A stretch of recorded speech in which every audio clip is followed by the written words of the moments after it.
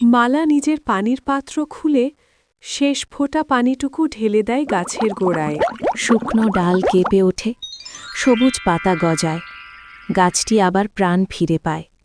তুমি শুধু আমাকে বাঁচাওনি, তুমি নিজের তাকদীরও বদলে দিলে। শোনো মালা, তোমার বোনকে আপেলে বন্দি করেছে রাক্ষসী রানী কলাবতী। ফুলকে আবার আগের রূপে ফিরিয়ে আনা অনেক কঠিন। আমি জানি, কিন্তু কিভাবে তাকে আগের রূপে ফিরিয়ে আনব? তাকে যে আমাকে আগের রূপে ফিরিয়ে আনতেই হবে।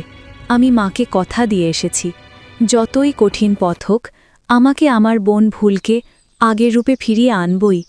আপেল ভাঙবে না, আগুনে ফেলবে না, অভিশাপ ভাঙবে একটাই জিনিস, তাকদীরের ফুল।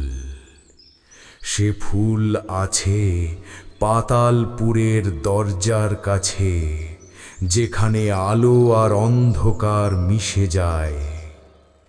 কিন্তু সাবধান, পাতালপুরের পথ পাহারা দেয় কলাবতীর দাস রাক্ষসেরা, আর সেখানে পৌঁছতে গেলে এক রাজ রক্তের সঙ্গ দরকার হবে। রাজরক্ত? তাহলে তো আমাকে একজন কোনো রাজার ছেলে, রাজকুমারের সাহায্য নিতে হবে।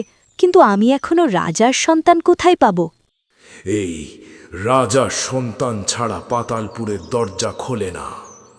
এটা কোনোভাবেই সম্ভব নয় মালা, কথাটা মাথায় রেখো। গাছের কথা শুনে মালা আবার পথ চলতে থাকে। হঠাৎ সামনে দেখা যায় একজন তরুণ রাজ পোশাকধারী যুবক। থামো, তুমি একজন সাধারণ মেয়ে হয়ে এই অভিশপ্ত বনে একা কি করছো? জানো না এই বনে আসা মানে নিজের বিপদ থেকে আরও ডেকে আনা? ভয় পেলে তো বোনকে বাঁচাতে আসতাম না।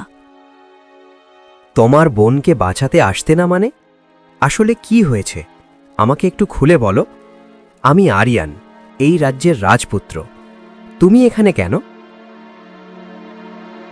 একজন রাজকুমারের সঙ্গে দেখা হবে আমি কখনো বুঝতে পারিনি। সত্যি এটা আমার ভাগ্য।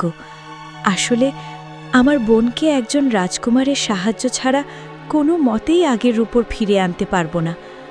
আমাকে দয়া করে ফিরিয়ে দিয়েন না রাজকুমার। আপনাকে আমার সঙ্গে যেতে হবে পাতালপুরে। তুমি কোনো চিন্তা করো না, আমি তোমার বোনকে আগের রূপে ফিরিয়ে আনার জন্য যথেষ্ট চেষ্টা করব, এবং তোমার সঙ্গে আমি যাব পাতালপুরে। আমি জানি পাতালপুরে এক দুষ্ট রাক্ষসী রানী কলাবতী বাস করে, তবে আমি তোমার জন্য যাব। তুমি কোনো চিন্তা করো না। বন্ধুরা, আমার সঙ্গে কি রাজকুমার আরিয়ান সত্যি পাতালপুরে যাবে? সেটি দেখার জন্য তোমাদেরকে ৪ নম্বর পর্বটি দেখতে হবে। আজকের গল্পটি কেমন লেগেছে কমেন্টে জানিয়ে যাও এবং একটি লাইক করে চ্যানেলটি সাবস্ক্রাইব করে রাখো। ধন্যবাদ।